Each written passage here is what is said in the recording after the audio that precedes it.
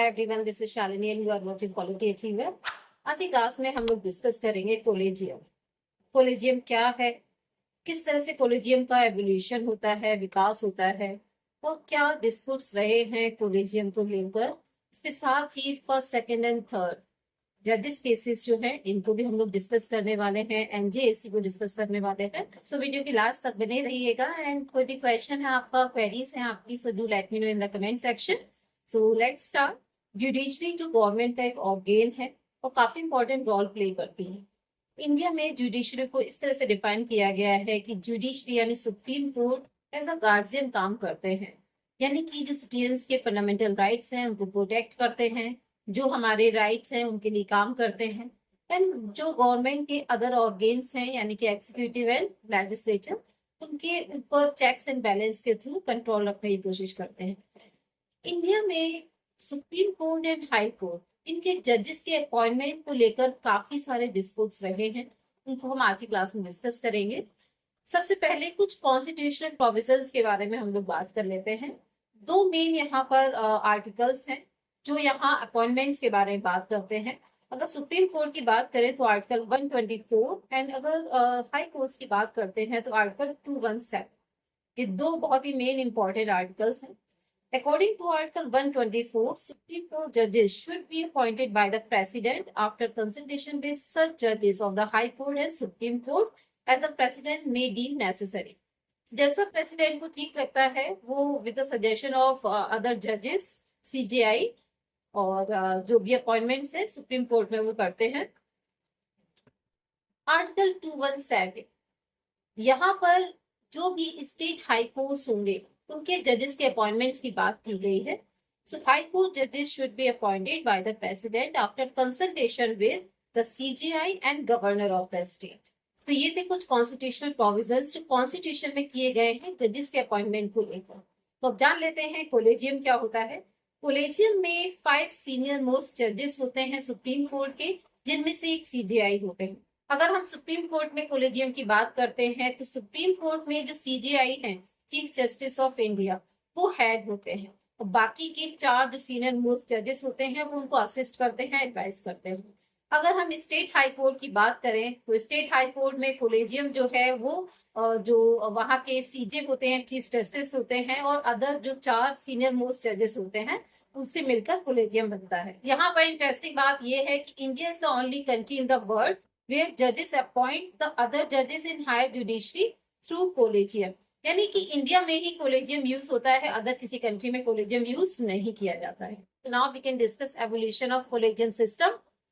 India में collegium का किस तरह से एवोल्यूशन हुआ है, विकास हुआ है, इसके लिए हम 3 जो जजेस केसेस हुए थे इनको यहाँ पर डिस्कस करेंगे। बात कर लेते हैं फर्स्ट जज केस की जो 1982 में हुआ था, SP Gupta versus union of India 1982। ये केस आया था जिसे हम फर्स्ट जज केस भी कहते हैं। 7 जजेस की कॉन्स्टिट्यूशनल बेंच ने यहाँ पर ये कहा था that consultation does not mean concurrence and ruled that the concept of the primacy of the Chief Justice of India is not found in the Constitution of India. इस फर्स्ट जज case में ये निर्धारित किया गया कि जो भी जुडिशियल अपॉइंटमेंट्स होंगे, जो भी ट्रांसफर्स होंगे, उस पर चीफ जस्टिस ऑफ इंडिया का जो भी एडवाइस होगा उसकी प्रधानता को, उसकी प्राइमेसी को कुछ ठोस कार्डों की वजह से यहाँ पर अस्वीकार किया जा सकता है। ठीक, और इस डिसीजन को यहाँ पर 12 इयर्स के लिए कंटिन्यू किया गया था, यानी 12 सालों तक जो भी जुडिशियल अपॉइंटमेंट्स होंगे उसमें जुडिशरी पर एग्जीक्यूटिव की प्रधानता को यहाँ पर स्थापित कर दिया गया था। सेकेंड जज केस जो कि 1993 में आता है, एक केस आया था उस वक्त, record association versus union of India 1993, जिसे हम सेकेंड जज केस के नाम से जानते हैं। इन तीनों जजेस केसेस का जो रिलेशन है ना वो एक पर्टिकुलर केस के साथ है, उनके नाम भी मैंने यहाँ पर मेंशन किए हैं। ठीक है, तो सेकेंड जज केस को record association versus union of India 1993 भी कहते हैं। 9 जजेस की बेंच थी यहाँ पर। The apex court overruled the decision in SP Gupta case 1982 with 7:2 majority. ठीक है, तो यहाँ पर जो एसपी गुप्ता केस हुआ था फर्स्ट जज केस, उसको यहाँ ओवर रूल कर दिया गया था। सेकंड जज केस में सुप्रीम कोर्ट ने कोलेजियम सिस्टम की शुरुआत की थी और यहाँ पर उन्होंने कंसल्टेशन यानी परामर्श का जो वास्तविक अर्थ है उसको यहाँ पर उन्होंने सहमति बताया। ठीक है, तो इसको पलट दिया है इन्होंने, ओवर रूल कर दिया है। पहले तो वो ये कहते हैं कि जो consultation doesn't mean concurrence, but second जज केस में वो ये कहते हैं कि कंसल्टेशन मीन्स कॉन्करेंस। और ये भी यहाँ पर कहा गया है कि जो अदर सीनियर मोस्ट जजेस होंगे वो उनको एडवाइस करेंगे, वो उनको सजेस्ट करेंगे, किसी एक इंडिविजुअल पर्सन का ये ओपिनियन नहीं होगा। अब बात करते हैं थर्ड जज केस की, जो कि 1998 में हुआ था। इसमें जो कोलेजियम है उसका साइज बड़ा कर दिया गया था। ठीक है, प्रेसिडेंट द्वारा जारी एक प्रेसिडेंशियल रेफरेंस के बाद सर्वोच्च न्यायालय ने 5 सदस्यीय निकाय के रूप में कोलेजियम का यहाँ विस्तार किया है, जिसमें चीफ जस्टिस ऑफ इंडिया होंगे और 4 सीनियर मोस्ट जजेस होंगे। Okay, it also held that the recommendation should be made by the chief justice of India and his 4 senior most colleagues। तो ये थे 3 जजेस केसेस जिनके बारे में अभी हमने डिस्कस किया, और इन 3 जजेस केसेस के थ्रू ही इंडिया में कोलेजियम सिस्टम डेवलप होता है। ठीक है, तो फाइनली 1998 में हमने कोलेजियम सिस्टम पूरी तरह से अडॉप्ट कर लिया। शुरुआत तो 1993 में ही हो जाती है। अब कुछ ड्रॉबैक्स के बारे में हम लोग बात कर लेते हैं कि क्या इसकी कमियां रही हैं, क्यों इसे क्रिटिसाइज किया जाता है।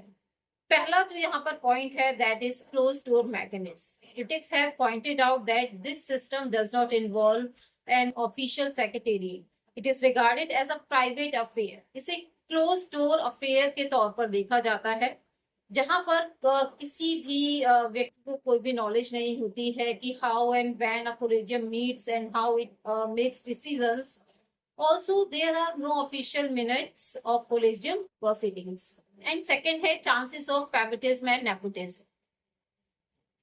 किस तरह से पक्षपात होता है, नेपोटिज्म होता है जुडिशरी में, वो यहाँ से क्लियरली हमें देखने के लिए मिलता है। क्यों? बिकॉज कोई भी किसी भी तरह का कोई टेस्ट यहाँ पर नहीं हो रहा है।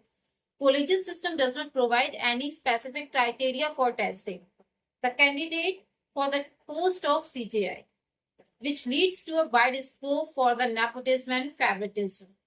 It gives rise to the non-transparency of the judicial system, और जिससे हमें यहाँ पर non-transparency देखने के लिए मिलती है। किस तरह से वो लोग कोलेजियम सिस्टम उनका काम करता है ये हमें पता नहीं चलता है, इसमें ट्रांसपेरेंसी नहीं है। किस तरह से अपॉइंटमेंट्स हो रहे हैं उसमें भी कोई ट्रांसपेरेंसी नहीं है, which is very harmful for the regulation of the law and order in the country। Third point की तरफ आते हैं, against the principle of checks and balance. तो जो भी कोलेजियम सिस्टम है ये चेक्स एंड बैलेंस के अगेंस्ट होता है। हाउ? जो भी गवर्नमेंट है उसके जो 3 ऑर्गेन्स होते हैं वो पार्शियली इंडिपेंडेंट होकर काम करते हैं, एक दूसरे पर नजर रखते हैं चेक्स एंड बैलेंस के थ्रू। कोलेजियम सिस्टम जुडिशरी को बहुत ही ज्यादा पावर देता है, जिसकी वजह से कंट्रोल बहुत ही मुश्किल से हो पाता है और मिसयूज का जो खतरा है वो काफी हद तक बढ़ जाता है। यानी कि जो जुडिशरी है अपने राइट्स को बहुत ही ज्यादा हद तक मिसयूज कर सकती है। नेक्स्ट यहाँ पर पॉइंट है अनइक्वल रिप्रेजेंटेशन। तो यहाँ हम ये कह सकते हैं कि structure of higher judiciary is not fine.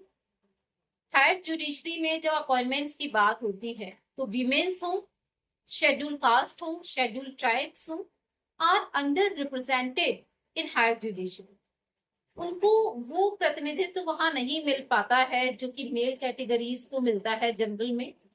ठीक है, शेड्यूल कास्ट है जो है SC STs है वो उस लेवल तक नहीं पहुंच पाते हैं। तो यहाँ हम ये भी कह सकते हैं कि भाई भतीजावाद भी यहाँ पर होता है। Exclusion of executive, the complete exclusion of the executive from the judicial appointment process created a system where a few judges appoint the rest in complete secrecy। तो ये भी यहाँ पर एक ड्रॉबैक माना जा सकता है। एक अदर ड्रॉबैक यहाँ ये भी हो सकता है कि जुडिशरी किसी भी एडमिनिस्ट्रेटिव ऑर्गेनाइजेशन के प्रति अकाउंटेबल नहीं होती है, और जिसकी वजह से सही कैंडिडेट की जगह गलत कैंडिडेट का सिलेक्शन भी वो कर देते हैं। अब जब इतने सारे ड्रॉबैक्स के बारे में हमने पढ़ लिया है तो बात कर लेते हैं NJAC की, यानी नेशनल जुडिशियल अपॉइंटमेंट कमीशन की। तो ये क्यों आता है?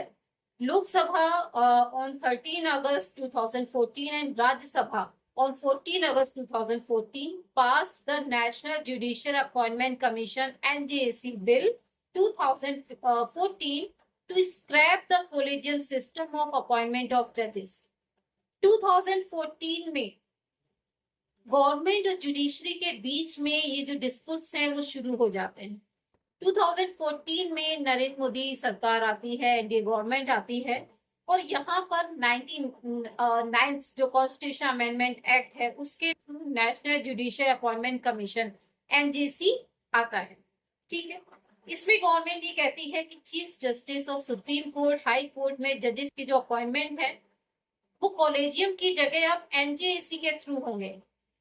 अब ये नेशनल जुडिशियल अपॉइंटमेंट कमीशन क्या है, इसमें कौन मेंबर्स होंगे उनको देखते हैं।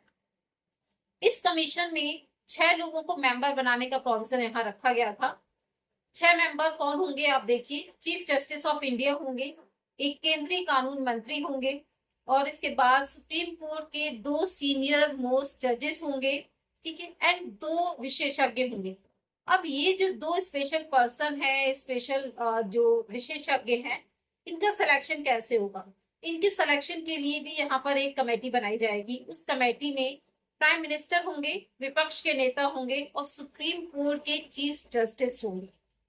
ठीक है, तो ये 3 लोग मिलकर 2 विशेषज्ञों का यहाँ पर चयन करेंगे, उनका सिलेक्शन करेंगे। ये भी प्रोविजन किया गया कि ये जो 2 विशेषज्ञ होंगे ये हर 3 साल पर बदलते रहेंगे, यानी कि इनका जो टर्म होगा वो सिर्फ 3 सालों का होगा। 2014 में कॉन्स्टिट्यूशन में ये जो अमेंडमेंट करके सेंट्रल गवर्नमेंट ने कुछ यहाँ पर चेंजेस ये कर दिए थे। सबसे बड़ा चेंज जो था वो ये था कि पार्लियामेंट को ये राइट दे दिया गया कि इन फ्यूचर सुप्रीम कोर्ट और हाई कोर्ट के जजेस के अपॉइंटमेंट से जुड़े कुछ भी लॉ वो बना सकती है या उनमें कोई भी चेंजेस कर सकती है पार्लियामेंट। एनजेएसी बिल को 31 दिसंबर 2014 को प्रेसिडेंट ने अपनी सहमति दी, and after which the bill was renamed as NJAC Act 2014. Executive and judiciary के बीच में ये जो डिस्प्यूट शुरू हुआ था 2014 में, जब 99th अमेंडमेंट एक्ट पास किया गया, ये यहीं पर खत्म नहीं होता है। सुप्रीम कोर्ट ने भी यहाँ पर अपना पलटवार किया और उन्होंने इस अमेंडमेंट एक्ट और एनजेएसी को यहाँ पर अनकॉन्स्टिट्यूशनल डिक्लेयर कर दिया, जिसे हम 4th जस्ट केस 2015 के नाम से भी जानते हैं। यहाँ पर सुप्रीम कोर्ट ने ये कह दिया कि जो पार्लियामेंट है वो एम्पावर नहीं है to change the basic structure. I think and I hope so आपको क्लियर हो गई होंगी काफी सारी चीजें। अब बात कर लेते हैं हम कुछ रिकमेंडेशंस की, कुछ रिफॉर्म्स की जो कॉलेजियम सिस्टम में सुधार से रिलेटेड है। ठीक है, तो सबसे पहले हम बात करेंगे यहाँ पर लॉ कमीशन ऑफ इंडिया की। तो लॉ कमीशन ऑफ इंडिया ने यहाँ पर कुछ रिकमेंडेशंस दी थी 2008 में, उनको डिस्कस करते हैं। The collegium system was also criticised by the law commission of India in 2008 when it said that nepotism and personal patronage are prevalent in the functioning of the collegium system. तो यहाँ पर law commission ये कहता है कि nepotism and personal patronage भी collegium system की functioning में मौजूद है। जिस तरह से भाई भतीजावाद है, नेपोटिज्म है, यहाँ पर जो पर्सनली पैट्रोनेज है, ये सारी चीजें मौजूद हैं, जिसकी वजह से जो कॉलेजियम सिस्टम है उसे क्रिटिसाइज किया जा सकता है। By giving judiciary a dominant role, there exists no system of checks and balance which is essential to a democracy. The Law Commission of India in its 214th report recommended 2 ways to do away with the collegium system. First is reconsideration of 3 judges' cases by the Supreme Court or enact a law that restores the primacy of the CJI along with the power of executive in deciding on appointments. Restoring the balance between the judiciary and the executive would improve the quality of selection appointments. तो यहाँ पर ये 2 बातें law commission of India ने कही थी। Next यहाँ हम बात करते हैं रूल ऑफ लॉ कन्वेंशन 2018 की। The bar association of India had the rule of law convention 2018 on judicial reform तो जुडिशियल रिफॉर्म को लेकर बार एसोसिएशन ऑफ इंडिया ने एक लॉ कन्वेंशन रखा था 2018 में, जो कि 9 से 11 फरवरी के बीच में हुआ था. So a participation of nearly 200 delegates from 21 states representing bar councils, high court and district bar associations. Okay, the conference was addressed by Mr. Vikas Singh, President, Supreme Court Bar Association. यहाँ पर कुछ special topics है, including judicial reform and collegium system. For example, acute shortage of judges, appointment transfer and posting of judges in higher judiciary, how to ensure speedy justice, relook on collegium system, substantial non-utilization of funds for judiciary and transparency in the higher judiciary were discussed. तो ये सारे topics थे जिनको इस rule of law convention 2018 में discuss किया गया. तो गवर्नमेंट यानी एग्जीक्यूटिव एंड जुडिशरी के बीच में ये जो डिस्प्यूट है अपॉइंटमेंट्स को लेकर जजेस के, ये स्टिल अभी भी बना हुआ है. एज अ कंक्लूजन हम यहाँ पर देखते हैं कि कोई भी कमेटी हो, कोई भी ऑर्गेनाइजेशन हो या कोई भी मैकेनिज्म हो, सभी में कुछ एडवांटेजेस होते हैं तो कुछ डिसएडवांटेजेस भी होते हैं. किसी भी पर्टिकुलर सिस्टम को हम बेस्ट सिस्टम नहीं कह सकते हैं. सो इसके साथ ही हम आज की इस वीडियो को यही फिनिश करते हैं. आई होप सो आपको वीडियो पसंद आया होगा. एंड कोलिजियम सिस्टम से रिलेटेड जो भी इंफॉर्मेशन थी वो मैंने आपको प्रोवाइड कर दी है. तो अगर आपको वीडियो पसंद आता है तो लाइक सब्सक्राइब करें. एंड अगर आपके कोई भी क्वेश्चंस हैं, कोई भी सजेशंस हैं, तो आप मुझे कमेंट सेक्शन में लिखकर भेज सकते हैं. मिलते हैं किसी और क्लास में नए इंटरेस्टिंग टॉपिक के साथ. Till then, bye bye.